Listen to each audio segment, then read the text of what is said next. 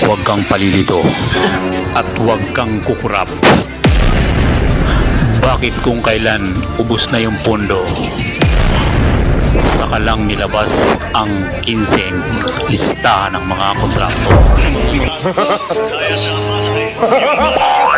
Pati Philippine flag, galit na sa'yo sa kapagpakan mo, Mr. President. Huwag mo nang antayin na balutan ka pa ng Philippine flag na yan.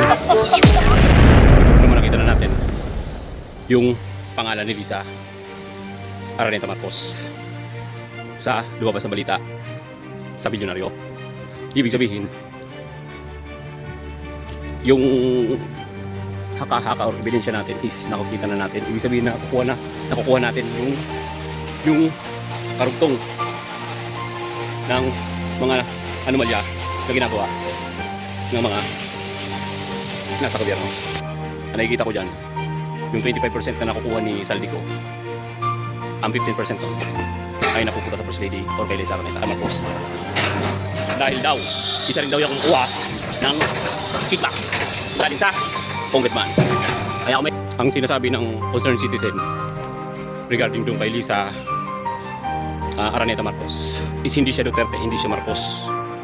Wala siyang politika or kaalyado or may pinapanigan na mga politiko.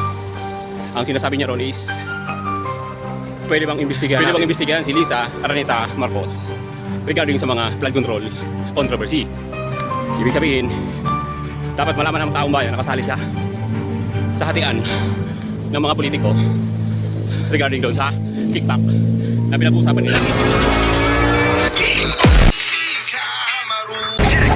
Pinaiimbestigahan ngayon ng isang private citizen ang kaugnayan ng umano'y bagman ni Senator Chis Escudero na si Maynard Mu at mismong First Lady Liza Araneta Marcos. Pakay niya magsumite ng isang letter of sentiments na hinihiling imbestigahan ang anyang ugnayan ni Maynard Mu at First Lady Liza Araneta Marcos sa flood control scandal.